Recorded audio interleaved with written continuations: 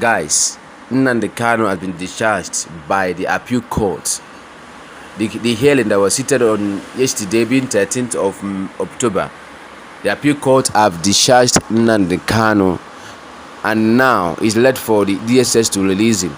I want you guys to listen to what his lawyer said concerning the discharging of Mazen Nnamdi Kanu, the leader of indigenous people of Biafra, IPOB. So I want you guys to watch this video and drop your comments.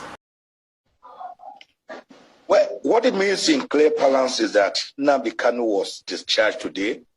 That means he's a free man and he should be allowed to go home tomorrow. By the time we get a certified true copy of the judgment, we'll serve it on the office of the Attorney General and the DSS to allow Nnamdi Kanu go. Let my people go. That is how it is put in the Bible. But Chief Ozekhome, we've heard from the federal government right now. Was not allowing that, there was a problem. Yeah. We just heard the update from the federal government saying that it's just, on a single issue bordering on rendition, and they are looking at taking other legal options, afforded to the government. The single issue bordering on extraordinary rendition after he was brutally captured, tortured in Kenya, blindfolded, and extrajudicially rendered back to Nigeria, is what determined it. We put all the facts before the court. The federal government had no answer to any of the allegations. And in law, when we make a certain factual allegations and they are not denied, they are deemed admitted. So if the federal government wants to pursue trifles against a citizen by appealing against such a well-rendered judgment, I can only wish them good luck. But let me also tell the federal government, if they appeal, I'm going to file a cross appeal against two of the issues which I do not agree with the Court of Appeal on.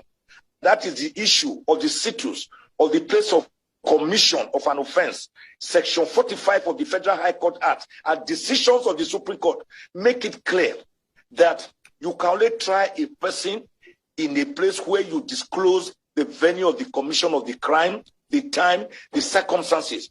But when you say Nnamdi made a broadcast, from where did he make the broadcast? Is it in the spirit world? Is it in the land of the dead? The Court of Appeal, with all respect, appeared to have glossed over that something by saying, oh, it didn't matter since the charge, the counts did not deceive him. That is not the issue. Supreme Court, look, the Lebanese case that was tried, we all watched it, was it last year?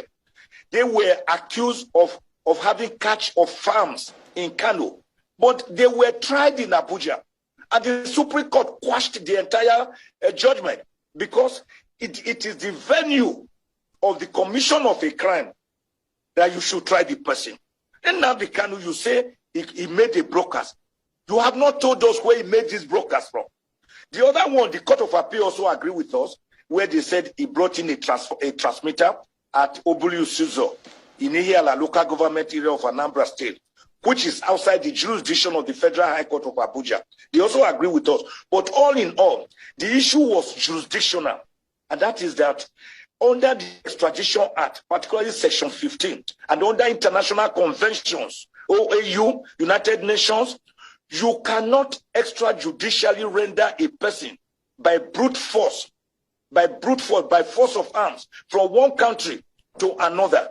There must be a warrant of arrest which must accompany a written document to the host country that we want this person back. They did not do that. They just forced him back. And the doctrine of specialty is that even when you bring such a person back, you can only try him for the offense that you are bringing him back for. But they still subjected Nnamdi Kanu to the first initial 5-count charge, which they later amended to 7 counts. Then they later amended again to 15 counts. Let me tell you, the federal government has amended the counts against Nnamdi Kanu 7 whole times. And the court, at the Federal High Court, I was able to get 8 of the 15 counts dismissed.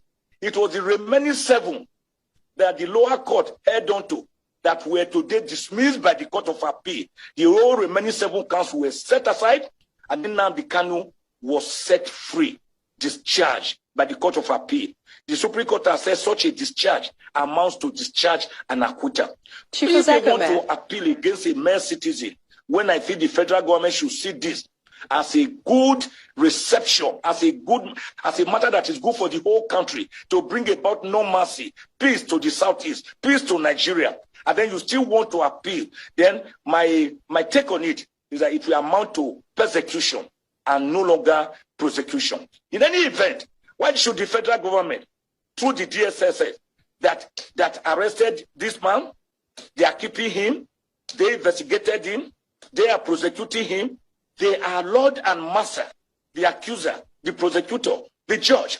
And that cannot be a fair trial or a fair hearing. So what the Court of Appeal did today is what the federal government should have quickly done even before the Court of Appeal intervention. When I wrote Mr. President last week, 38-page letter with 3-page executive summary, begging genuflectingly Mr. President to kindly release Nnamdi Kanu in accordance with the July 20, 2022 decision ruling by the United Nations Working Group on Human Rights, where they say Nnamdi Kanu was extrajudicially rendered to Nigeria and that he was tortured and that the federal government should release him immediately and also pay him compensation. Chief Ozekhome, I believe that, you know, considering all that you've said and seeing as the position of the federal government as well, this might be a matter that still will continue, you know, in the courts. But I think we should leave it there. We'd like to thank you, appreciate your time. I wish we had more time. Tomorrow, it does not stop Nnamdi Kanu being released. A notice of appeal does not act as a stay of execution, nor does it render a judgment of the lower court invalid. They should release Nnamdi Kanu immediately and let him go. And let peace reign in Nigeria.